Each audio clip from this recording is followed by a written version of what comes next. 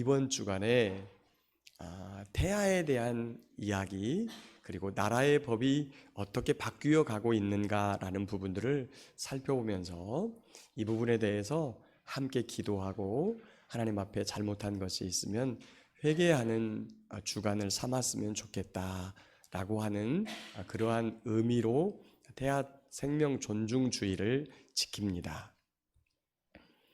하나님께서 세상의 모든 만물을 그 종류대로 창조하셨지요. 수십억 년에 걸친 진화가 아니라 하나님이 그 종류대로 창조하신 것이 세상이에요. 창세기에는 10번이나 하나님께서 각기 그 종류대로 만드셨다는 이야기가 나와요.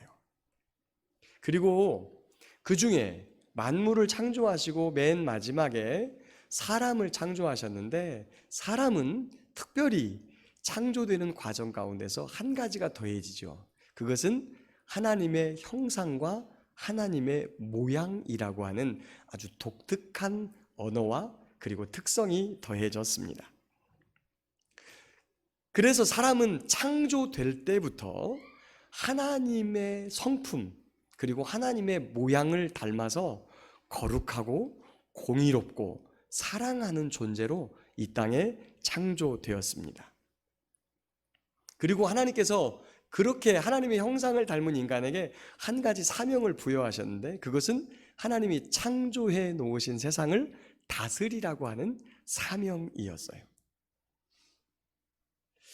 그렇지만 한 가지를 딱 금했죠. 딱 한 가지만 금했습니다. 선악을 알게 하는 나무의 열매를 먹지 말아라.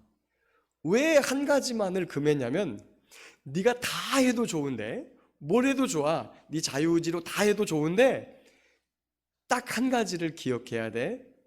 내가 너의 왕인 것을. 네가 세상에서 왕이지만 너의 왕은 나야. 그런 의미로 딱 한 가지만 안 하면 돼. 이렇게 하나님께서 딱 한 가지만을 금하셨어요. 이것이 하나님께서 만들어 놓으신 세상에서 살아가야 되는 법이에요. 딱 한 가지. 너 내가 왕인 것만 기억해라. 그것이 뭐냐? 동산 중앙에 선악을 알게 하는 나무의 열매를 먹지 말라는 거예요. 선악과를 먹지 마. 이게 네가 지켜야 될 법이야. 이것을 무엇이라고 하느냐? 창조 언약이라고 해요. 창조 언약. 그런데 저와 여러분이 잘 아는 대로 사람이 하나님의 그 약속, 하나님의 유일한 딱 한 가지 금하신, 딱 한 가지 금하신 그 법을 그만 어기고 선악과를 먹고 말았습니다.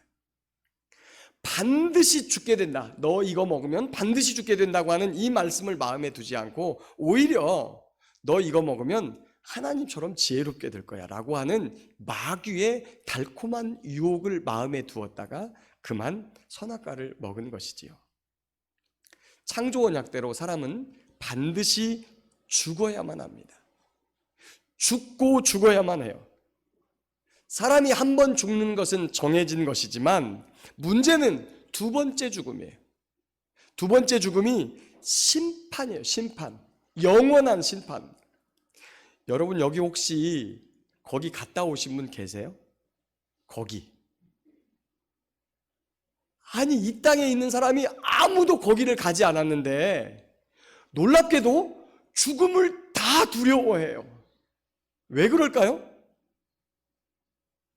우리 육신은 거기를 한 번도 가보지 않았는데 우리의 영이 하나님의 약속을 기억하고 있기 때문에 그래요. 하나님을 알지를 못하는 사람도, 하나님을 알지 못하는 사람도 죽음 이후의 세계를 두려워해서 죽기를 겁내요.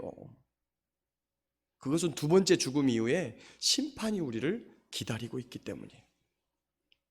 그런데 하나님께서 사람을 죽음으로 몰아넣지 않고 여자의 후손으로 찾아올 구원자를 약속해 주세요. 이게 뭐냐? 아담 언약 또는 선악과 언약이라고 불러요. 하경아, 화면을 목사님으로 좀 바꿔줄래? 고마워. 아담이 그 언약을 믿고 그 아내의 이름을 하와라고 불렀어요. 그 이름의 뜻이 뭐냐면 생명의 어미다라고 하는 뜻이에요. 다시 말하면 구원자가 오셔서 우리에게 생명을 줄 거라는 것을 아담이 믿었다 하는 뜻이에요. 그게 이후에 이 두 사람을 통해서 생육하고 번성해서 이 지구상에 많은 사람이 살게 돼요. 근데 죄를 알게 된 사람들이 계속해서 하나님을 왕으로 인정하느냐? 아니에요. 계속해서 죄를 지어요. 자기 자신의 힘으로 세상을 살아보겠다. 여러분, 죄 중에 가장 으뜸인 죄가 뭔지 아세요? 내가 해보겠다는 죄. 내가 해보겠다. 하나님이 계신데 내가 해보겠다는 거예요. 내가 해보겠다. 하나님의 뜻과 상관없이 육신의 쾌락을 추구하면서 한 여자가 아닌 자기 마음에 드는 여자를 다 아내로 삼기 시작해요. 그러다가 하나님께서 자기를 인정해 주지 않는다고 하나님의 인정받는 사람을 죽이기 시작해요. 이게 인류 최초의 살인인 가인이 그 동생 아벨을 쳐 죽인 사건이에요. 그리고 우리가 흔히 이런 사건을 무엇라고 이야기하느냐? 순교했다, 이렇게 이야기하는 거예요. 하나님이 인정하는 사람을 하나님의 인정을 전혀 받지 못하는 사람들이 때려 죽이는 사건이 바로 순교예요. 순교. 그리고 자기에게 조그만 해를 가한 사람을 이제 서스름없이 해를 가하기 시작하는데 상처 조금 입혔다고 때려 죽여버립니다. 점점 악이 관영해서 이 세상이 살인과 간음 그리고 전쟁과 공포로 가득하게 되죠. 하나님이 만드신 세상을 보고 있다가 한숨을 푹 내쉬어요. 어찌 저럴까? 사람 지으셨음을 한탄하시고 슬퍼하십니다. 그러다가 내가 창조한 이 세상을 쓸어버리겠다고 다짐하시고 큰 홍수를 보내시지요. 그런데 하나님의 그 진노 중에 하나님께서 긍휼을 잊지 않으시고 노아와 그의 가족에게 은혜를 베푸셔서 방주를 짓고 그 안에서 구원을 얻게 하십니다. 하나님께서 40주야를 땅에 비가 내리게 했어요. 여러분 짐작이 좀 가죠? 저희 5시간 내렸어요. 5시간. 그것도 그렇게 여러분 저희 동네는요, 여러분 피해를 당한 여러분께 정말 죄송하지만 제가 강원도에서 만난 비에 비하면 별로입니다.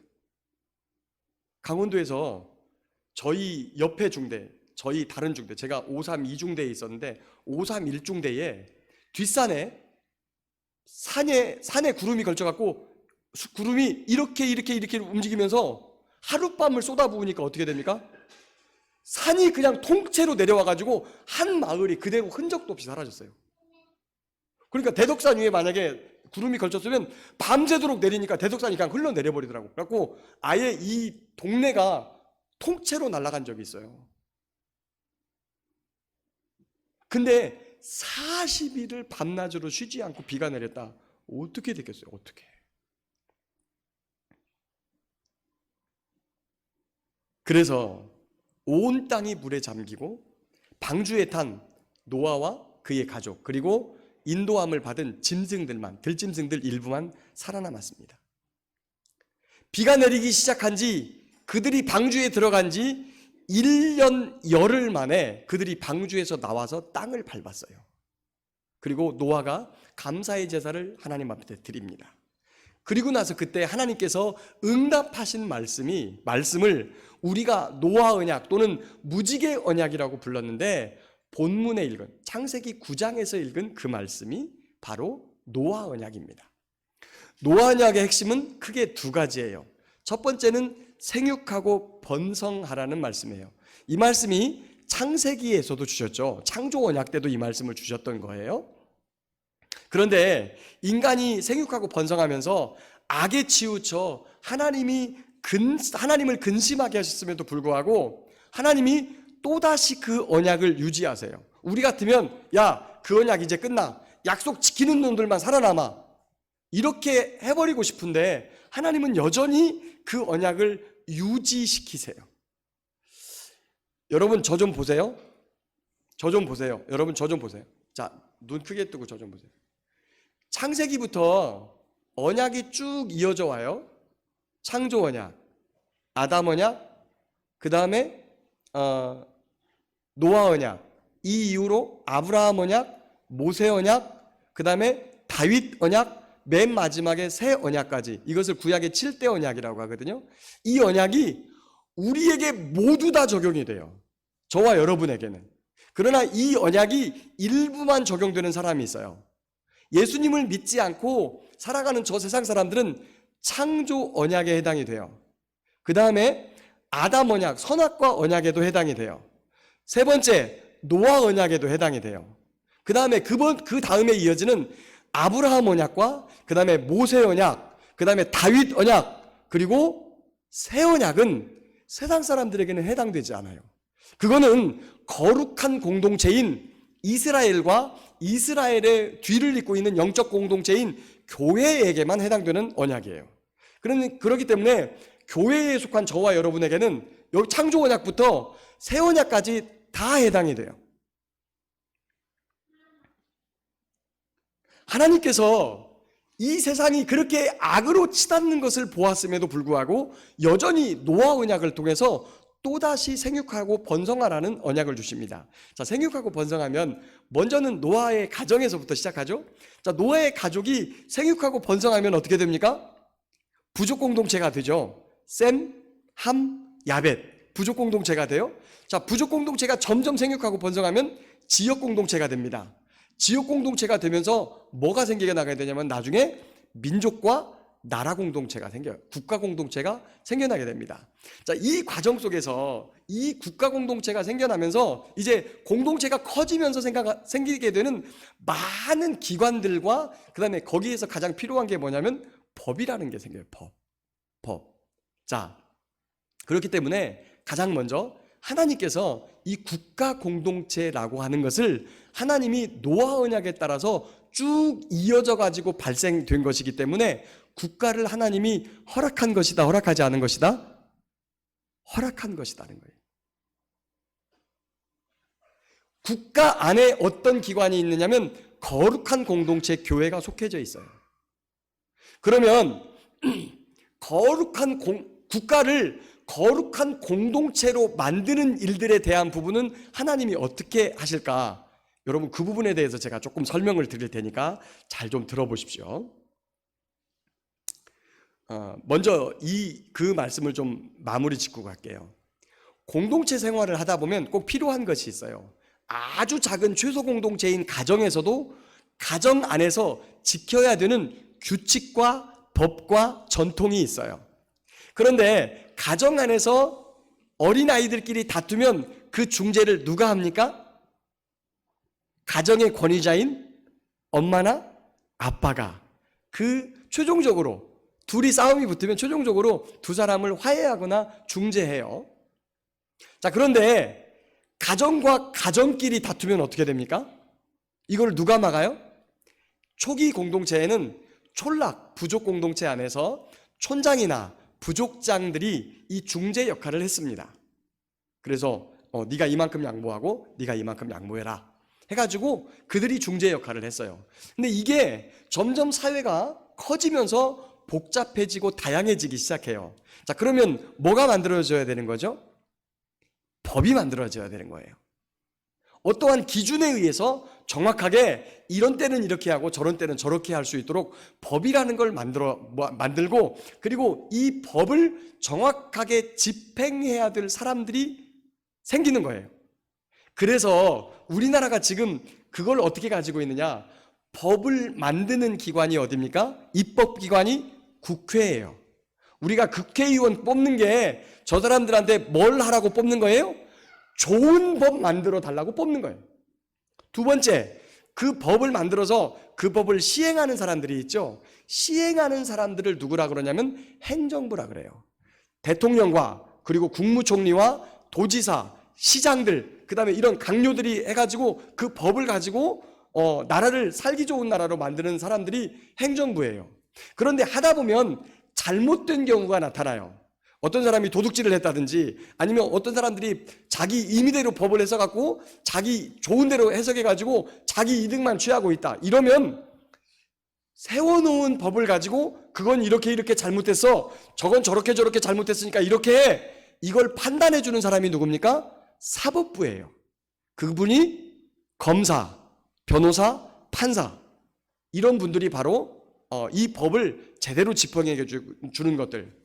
자, 이것들을 바르게 나라를 다스리기 위해서 입법과 행정과 사법이 제대로 돌아가기 위해서 잘 사는 나라, 잘 다스려지는 나라를 만들자. 이게 뭡니까? 정치예요. 그러면 정치가 우리의 삶과 관계가 있어요, 없어요? 있어요, 없어요? 교회 다니면 정치에 관심을 가져야 돼요, 안 가져야 돼요? 여러분, 정치에 관심 안 가지는 건 삶을 내팽개치는 겁니다. 하나님이 우리의 삶을 내팽개치라고 한 번도 말씀하시지 않으셨어요. 자, 바른 정치를 위해 필요한 게 기준이 되는 게 바로 법이에요. 그런데 이 성경에도 노아 언약에 법에 대한 이야기가 적혀 있어요. 오늘 5절 창세기 9장 5절 6절을 한번 보겠습니다. 창세기 9장 5절 6절 한번 같이 읽어보게요. 시작. 내가 반드시 너희의 피 곧 너희의 생명의 피를 찾으리니 짐승이면 그 짐승에게서 사람이나 사람의 형제면 그에게서 그의 생명을 찾으리라.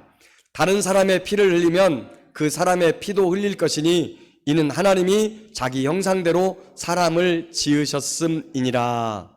아멘. 다시 말하면 이 노아 언약이 국가가 만들어진 근거가 되고요. 그 국가 공동체를 유지하기 위해서 법과 질서를 만든 이 근거가 성경에 어디 있냐? 노아 언약에 있다는 거예요. 노아 언약에. 설령 그것이 만들어진 법이 하나님 말씀에, 하나님의 법에 완전히 부합하지 않다 하더라도 하나님께서 이 국가라는 체계와 법의 질서를 인정하고 계시다는 거예요. 왜 그러냐 하면 그것마저도 없으면 어떻게 되는 거죠? 최소 단위의 법이라도 없게 되면 그 안에서 아주 약한 자들이 생명을 빼앗길 위험이 있기 때문에 그래요. 그런데 하나님께서 인정하는 국가와 법이라도 만약에 그것이 하나님께서 만들어 놓으신 하나님의 형상을 담고 있는 사람들을 아주 무작위하게 살해하거나 아니면 없애거나 아니면 그들을 팔아치우는 파렴치한 짓을 하게 되면 하나님이 어떻게 하느냐? 그 나라를 없애버리세요. 이게 어디에 나오냐면 여러분 공의와 정의를 외쳤던 아모스 선지자 아시죠? 정의를 하수같이 공의를 강물같이 이 말씀을 외쳤던 선지자. 그 아모스서 1장을 보면 이런 말들이 나와요. 여호와께서 말씀하시되 내가 다메섹, 가사, 두로, 에돔, 암몬, 모압 이 나라들을 서너 가지 죄로 말미암아 그 벌을 돌이키지 않고 그 나라를 멸망시키겠다라고 하는 하나님의 말씀이 있어요. 그러면 하나님께서 용납하시지 않는 서너 가지 죄는 뭐였냐? 그 가사가 옆에 있는 민족을 아주 완전히 아주 먹을 것이 없도록 탈탈 털어먹었어요. 이것을 어떻게 표현하느냐? 타작기에다가 나달 털듯이 아주, 그러니까 사람이 먹을 게 없으면 어떻게 됩니까? 다 굶어 죽잖아요. 하나도 먹을 것도 없이 탈탈 털어먹어요.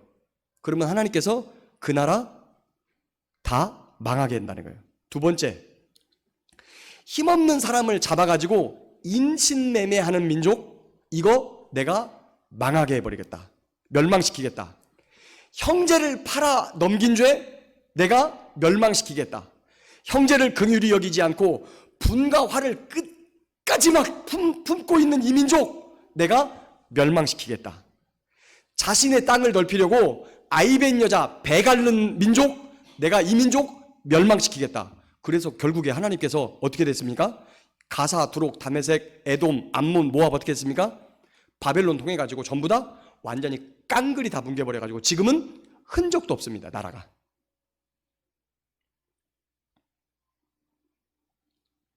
한 나라를 세우고 하나님께서 그 위에 대통령, 왕, 지도자를 세웠다. 누가 세웠다고 성경이 말씀합니까?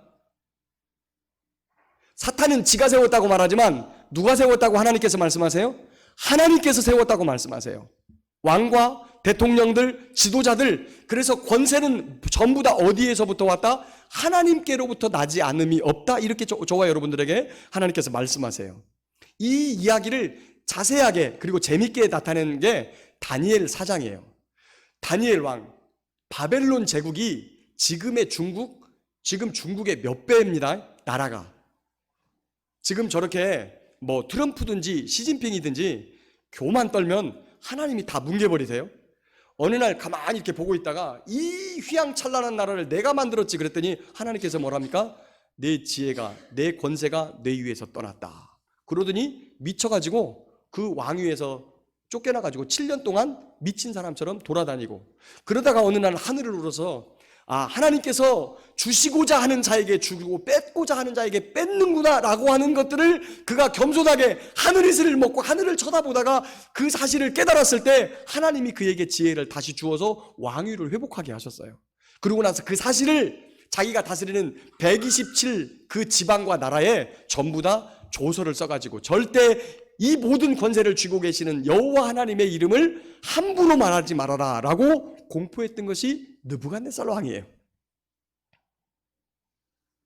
그에 비해서 아까도 말씀드렸지만 세상 나라는 이렇게 노아 언약에 따라서 노아 언약까지가 공통적으로 적용되고, 그에 비해서 하나님의 나라는 하나님의 말씀이 기준이에요. 세상 사람들은요 그렇게 굉장히 하나님께서 금하신 최악의 조건만 아니라면 그냥 유지하게 만들어 놓으세요. 그러나 하나님의 나라는 뭐가 기준입니까? 말씀이 기준이 돼요. 거룩한 공동체는 말씀이 기준이 돼요. 거룩한 공동체, 정의로운 공동체, 그리고 사랑과 긍휼이 이 공동체의 유지 기준이에요. 만약에 이 유지 기준을 교회가 따라가지 않는다, 하나님이 이곳에서 저곳으로 교회를 옮겨버리세요.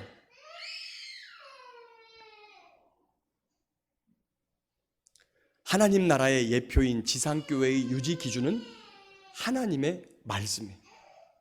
그렇다면 세상 나라의 법 안에서 살아가는, 그리고 그 안에서 살아가는 지금의 교회는 어떻게 이 땅에서 살아가야 될까? 제천에도 성시와 운동본부가 있습니다. 우리나라 전국에 다 있어요. 그런데 참 아이러니한 것은 성시와 운동본부가 생기면 지역 연합체와 갈라져 버립니다. 다시 말하면 제천 성시와 운동본부가 생기면 제천 기독교 연합회와 제천 성시와 운동본부가 따로따로 가요. 참 특이하게 대한민국에서 딱 하나 그렇게 가지 않고 제천 기독교 연합회와 제천 성시와 운동본부가 하나가 돼서 가는 게 제천 딱 하나예요. 우리나라에서. 희한해요 이게. 성시화, 도시를 거룩하게 변화시키겠다. 참 좋은 말이에요. 저와 여러분이 십자가와 부활의 증인이고, 그리고 모든 민족을 제자 삼아 아버지와 아들과 성령의 이름으로 세례를 베풀고 또 가르친 모든 것을 지키게 하라고 하는 이 문화 대혁명의 문화 위임령에 따라서 이 도시를, 이 땅을 거룩하게 변화시키고자 하는 이 거룩한 열망을 가지고 빛과 소금이 되어 세상을 거룩하게 변화시키자라고 하는 이 거룩한 부담감을 가지고 세상으로 나아가는 것, 아마도 그리스도인이라면 누구나 그래야 된다라고 생각할 거예요. 그러면 우리 주 예수님께서는 이 나라를 하나님의 나라로 완전히 변화시키기를 원하시는가? 그런 부담감을 가지고 저 세상에 나아가서 흔든 사람들이 누구예요? 말씀을 한쪽에는 성경 가지고 한쪽에는 태극기 흔들고 나가가지고 얼마 전에 그랬잖아요. 그러면 예수님께서도 그런 걸 원하실까라고 하는 부분이 질문이 있어요. 그 질문을 저는 요한복음 18장 36절에서 찾았어요. 혹시 메모가 가능하신 분은 메모해 놓으세요. 요한복음 18장 36절. 거기에 예수님께서 빌라도하고 법정에서 이런 대화를 합니다. 내 나라가 이 세상에 속한 것이라면, 만일 내 나라가 이 세상에 속한 것이었더라면 내 종들이 싸워서 나로 너희들 손에 넘겨주지 않았을 것이다.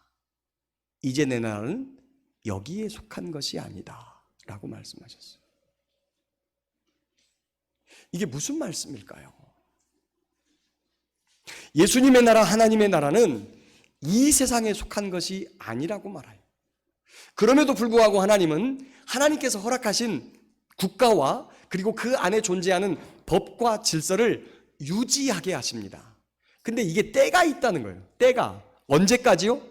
주님 다시 오실 때까지. 무엇 때문에 국가라고 하는 제도와 그리고 공동체, 그리고 그 위에 왕과 대통령과 그 다음에 도지사, 이런 지도자들을 세웠을까요? 그들로 하여금 최소한의 정의와 공의를 유지하게 하시려는 의도라는 거예요. 그것마저 없다면 인간 세상은 죄로 말미암아 멸망당하기 때문이에요. 따라서 지금의 법과 질서는 하나님의 심판을 면할 최저 기준이에요. 최저 기준. 그런데 이게 어느 때 깨지느냐? 생명을 함부로 하게 되면 하나님이 이 나라를 그냥 버려두지 않으세요. 아까도 얘기했지만 다메섹, 두로, 시돈, 모압, 암몬, 에돔 전부 다 무엇 때문에 날아갔어요? 나라가 생명을 소중하게 여기지 않았기 때문에 나라가 망하게 된 거예요.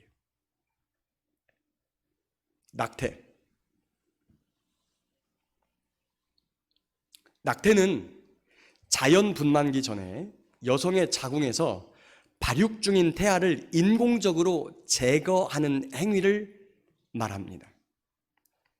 작년 2019년 4월에 대한민국 헌법재판소는 현재의 낙태법에 대해서 헌법 불합치 판정을 내렸어요. 헌법 불합치 판정. 헌법 불합치 판정이라고 하는 것은 낙태법이 위헌이다, 이것을 인정했다는 거예요.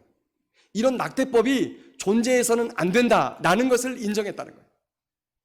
그리고 특정 시점까지를 유효하다고 판결했어요. 그 특정 시점이 언제냐면 2020년 12월 31일까지예요. 12월 31일이 지나면 낙태법은 이 땅에서 사라질 수 있어요. 낙태는 1953년에 규정되었습니다. 현행 낙태법에는 낙태에 관해서 두 가지 죄를 물어요. 첫 번째는 자기 낙태죄입니다. 이것은 낙태한 여성을 처벌하도록 규정하고 있어요. 두 번째, 동의 낙태죄입니다. 동의 낙태죄는 수술한 의사, 집도한 의사를 2년 이하의 징역에 처하도록 규정하고 있어요. 그래서 이 낙태가 죄다라고 규정하고 있는 거예요. 이것이 위헌 판결이 나게 된 근거가 두 가지인데요. 판결이 나게 된 근거를 뭘로 하게 되냐? 현재의 낙태법은 태아의 생명을 지나치게 우위에 두어서 여성의 자기 결정권을 상당하게 손상시킨다, 이렇게 결정을 했습니다. 다시 말하면 사람의 태아의 생명보다 여성의 자기 결정권이 더 위다라고 결정을 했던 거예요. 그래서 여러 부처와 합의해서 개정안을 마련하고 있어요. 10월 7일에 이 낙태법 개정안을 고시했습니다. 뭐라고 고시했느냐? 14주까지는 자율적인 낙태가 허용되고 24주까지는 24시간의 숙려 기간을 거쳐서 조건부로 허용한다. 그리고 24주가 넘으면 낙태를 허용하지 않는다는 거예요, 이게. 자, 그래도 낙태가 허용되었지만 이 개정 발의안 안에 아직 어떤 정신이 살아있냐면 낙태는 죄다라고 하는 정신이 아직 살아있어요, 이 안에. 다시 말하면 태아를 죽여서는 안 된다라고 하는 정신이 아직도 여기 있는데, 여성단체 일부가 그리고 지금의 정부 여당인 민주당 의원들은 낙태죄 자체를 아예 없애야 한다, 낙태는 죄가 아니다라고 지금 우리에게 요구하고 있는 거예요. 우리는 언제부터 생명이라고 저희가 인정합니까? 정자와 난자가 자궁 안에서 만나 잉태된 순간부터 그것은 하나님께서 형상으로 지음을 받은 사람이기 때문에 어떠한 경우에도 죽일 수 없다라고 우리는 말합니다. 그런데 우리의 힘, 교회의 힘만으로는 지금의 법을 고칠 수 없지요. 그러면 우리는 하나님께서 이 상황에서 우리에게 무엇라고 요구하시고 이런 상황에서 어떻게 자세를 가져야 이 상황들을 잘 갈 수 있을까라고 하는 최선의 방책들을 강구해 봐야 됩니다. 첫 번째, 성경은 태아를 독립된 한 생명체로 여깁니다. 여러분, 내 어떠한 권익과 필요, 이게 우선입니까? 아니면 생명이 우선입니까? 분명히 생명이 우선이라고 누구나 대답을 해요. 그런데 왜 태아는 없앨 수 있다고 생각하는 거죠? 그것은 로마법 때문에 그래요. 지금 이 세상이, 이 로마가 예수님 올 당시부터 세계를 다 지배하고 있었어요. 로마 시대가 지금 시대까지 오게 한 1000년의 역사를 갖고 있습니다. 그러다 보니까 로마에서 어떻게 행했는지가 지금의 법에 많은 것들의 기준이 되어져 있는데, 그 로마법에서 태아를 무엇으로 여겼느냐면 여성의 장기의 일부로 여겼어요. 장기의 일부. 생명이 아니라 여성 장기의 일부로 여기고 있다는 거예요. 그러다 보니까 독립된 사람으로 인정하지 않는 것이 지금의 현실이에요. 그러나 성경에서는 성경 시편 139편 13절에서 이렇게 말합니다. 주께서 내 내장을 지으시며 나의 모태에서 나를 만드셨습니다. 여러분, 임신하고 8주가 지나면 거의 모든 기관, 머리, 몸통, 심장, 이게 다 만들어져요. 8주가 지나면. 발가락이 구별이 돼요. 발가락이. 14주요? 이미 심장이 힘차게 뛰고 있고 아이가 그 안에서 좋은 거 나쁜 거를 구별하면서 놀아요. 예수님도 그 태아의 시절을 경험하고 이 땅에 나오셨어요. 그리고 예수님이 잉태된 이거를 경험했던, 그거를 알았던 세례 요한이 태 속에서 자기 앞에 예수님 구원자가 와 있다는 사실을 알고 엄마 뱃속에서 뛰어들어가지고 엄마 배를 차면서 기뻐했다고 성경에 써 있잖아요. 근데 왜 그게 사람이 아니에요? 제가 늘 이야기합니다. 어쩌다 이렇게 됐죠? 박정희 대통령이 참 잘했는데 이거 하나 치명적인 실수를 했어요. 너무 인구가 많다고 우리 잘 살아보세가 아니라, 그게 잘 사는 게 아니라 부자로 사는 거죠. 우리 잘 사는 것과 부자로 사는 건 달라요, 여러분. 웰빙과 리치는 달라요.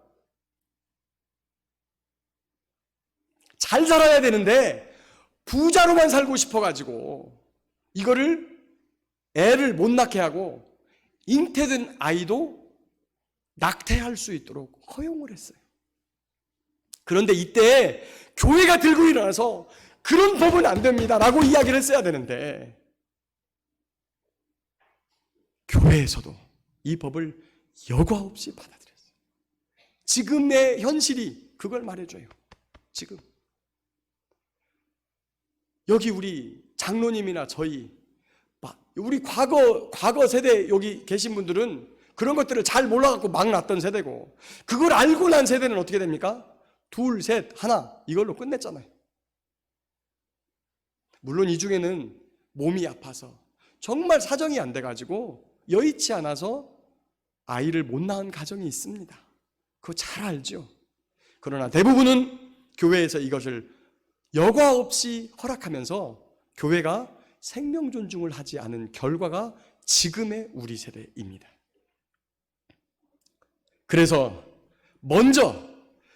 교회가 먼저 회개해야 되고 우리 성도들 개개인이 지금까지 이런 생명을 존중하지 않고 하나님의 뜻을 알지 못하고 살았던 이런 무지와 그리고 오만과 생명을 가볍게 여겼던 죄를 회개하고 하나님 앞에 울어야 된다는 거예요. 두 번째, 그러면 이런 상황에서 최선의 길이 무엇일까? 낙태가 죄인 것은 아는데 현실은 그렇지 않아요. 세상은 낙태법 자체가 없는, 태아를 죽여도 전혀 죄책감을 느끼지 않을 이 세상을 원하는 거예요. 그래서 낙태와 죄를 연결짓지 말자라고 주장하는 거죠. 오늘 우리가 두 번째 읽은 본문 말씀은 낙태가 아니고요, 이혼에 관한 말씀입니다. 놀랍게 성경에서는 낙태를 언급하고 있는 부분이 없어요. 왜 그러냐면 성경이 쓰여질 때까지 낙태에 대한 거를 의도적으로 하는 것에 대한 사회적 편견이나 이런 부분들이 낙태를 당연시 여기는 이런 게 없었어요. 일부는 있었습니다. 약물로 당시에도 낙태를 하는 사람들이 있었는데 낙태를 다 큰 죄로 여겼어요. 그리고 낙태하게 되면 그게 하늘의 벌이라고 생각했단 말이죠. 그래서 성경에는 낙태에 대한 죄가 없는데 오늘 이혼에 대한 부분에 이런 부분이 있어요. 바리새인들이 예수님께 와서 이혼해도 됩니까? 라고 물어요. 이혼해도 됩니까? 예수님의 대답은 아주 간단명료하죠. 아니, 안 돼. 하나님이 남자와 여자를 짝지어서 부부로 만들었으니까 혼인하고 나면 이혼하면 안 돼. 어떤 경우라도. 아니, 그런데 왜 모세는 이혼 증서를 주어서 이혼하도록 했습니까? 그때 예수님이 뭐라고 합니까? 너희 마음의 완악함 때문에 허락한 것이지 본래 하나님의 뜻은 그런 거 아니야. 다시 말하면 너희들이 하나님이 이혼하면 안 된다라고 하는 뜻을 알면서도 악한 짓을 통해서 이 이혼을 하고 있는 그런 부분들에 대해서 하나님이 장치를 둔 거야. 여러분, 그렇다고 이혼이 편합니까? 이혼이 쉽습니까? 이혼 제도가 있다 그래서 이혼하는 게 이혼하는 것이 죄가 아닌 세상에서 저와 여러분들이 살지만 이혼하는 게 편해요? 되게 어렵지요. 까다롭고, 그리고 주변에서 왜 이혼했지? 라고 또 쳐다보고, 이런 장치가 다 뭡니까? 이혼하지 말라는 장치예요. 이혼 증서를 써주라고 했지만 그게 뭡니까? 이혼은 안 된다는 것을 말씀하고 있는 거라는 거예요. 이것을 낙태에 적용하면 어떻게 되죠? 낙태는 분명히 하나님께서 허용하시지 않아요. 그 안에 하나님의 형상을 닮은 사람이 있기 때문에 사람. 그런데 현실은 그렇지 않아요. 지금까지 낙태했다고 처벌받은 여인이 이 땅에 아무도 없고 낙태해줬다고 처벌받은 의사가 아무도 없어요.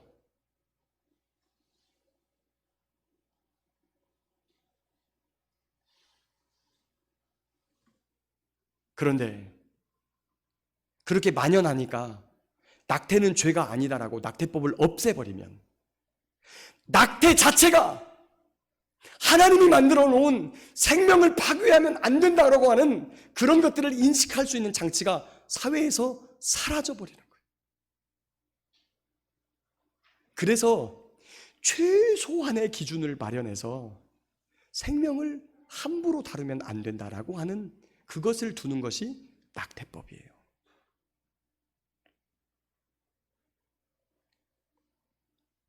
비록 그 낙태법이 성경에 만족스럽진 않지만 낙태가 죄임을 인식하는 법을 남겨두어야 한다는 거죠.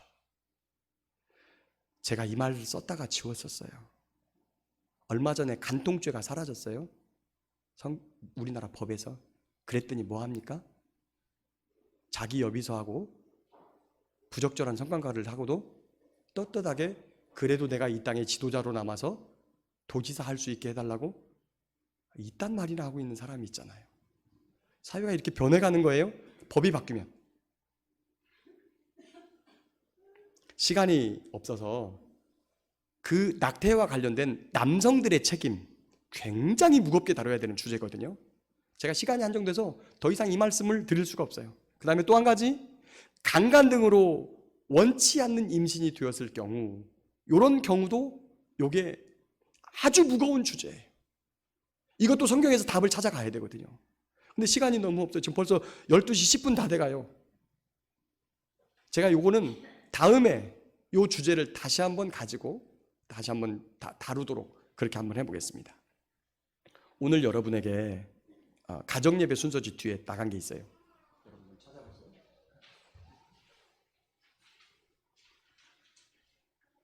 가정예배 순서지 뒤에. 이게 지금 넘어가야 되는 거예요. 가정예배 순서지 뒤에 태아 존중 주일 회개문과 선언문이라는 게 있습니다. 자, 여기를 한번 읽으면서 진심으로 읽으면서 우리가 잘못했던 죄를 회개하고 그 다음에 선언하도록 하겠습니다.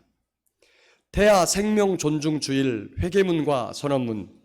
회개문 시작. 우리는 하나님만이 생명의 창조주요 주관자임을 믿습니다. 그런데 피조물인 우리가 태아를 낳을 수도 낙태케 할 수도 있다는 교만과 무지함을 회개합니다. 하나님은 생육하고 번성하여 땅에 충만하라는 명령을 주셨습니다. 그러나 우리의 유익과 편리에 따라 태아가 태어나기 전에 낙태케 함을 회개합니다. 생명의 결정권은 하나님께 있음에도 마치 여성에게 최종적인 결정권이 있음을 착각하였음을 회개합니다. 하나님은 살인하지 말라고 엄히 명령하셨음에도 불구하고 우리의 마음대로 태아를 살인한 죄를 뉘우치며 회개합니다. 낙태가 분명 비성경적인 것이요 살인하는 행위임을 다음 세대에 가르치지 못한 것을 회개합니다. 지난 과거 원치 않은 태아를 임신하고 낙태하기까지 문란한 성생활을 진심으로 회개합니다. 이제 태아도 하나님이 형상대로 창조된 피조물임을 인정합니다. 그리고 태아의 생명도 존중받으며 보호받아야 할 중요한 인격체임을 인정합니다. 이제부터 생명을 주신 하나님께 감사하며 어떤 경우라도 태아의 생명을 존중하며 태아도 보호받아야 할 귀중한 생명으로 알고 책임있게 행동하겠습니다. 아멘. 말씀을 맺겠습니다. 사랑하는 성도 여러분, 하나님께서는 하나님의 나라가 완성될 때까지 노아 언약에 따라서 이 세상을 유지하고 보존하시기 위해서 국가라고 하는 정치 공동체와 사회를 유지하기 위한 법과 질서를 허락하셨습니다. 만약에 이 법이 하나님의 형상을 닮은 사람을 죽이고 없애도 괜찮다고 하는 법으로 발전하게 되면 그 나라는 반드시 하나님의 심판 가운데 망하게 되는 것입니다. 간통죄가 없어지고 나니 간통하고 나서도 떳떳한 나라가 대한민국이 되었습니다. 만약에 낙태법이 없어지면 사람을 죽이고 나서도 떳떳한 세상이 되는 겁니다. 최소한의 장치라도 두어야 힘없고 말조차도 할 수 없는 이 태아가 보호받을 수 있는 세상이 되는 것입니다.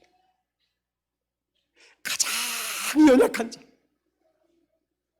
그가 살아날 수 있는, 살아남을 수 있는 법이 있어야 합니다. 이 세상은 그리스도의 나라가 아닙니다. 하지만 저와 여러분은 이 세상의 삶을 통해서 그리스도의 나라, 하나님의 나라에 갈 수 있습니다.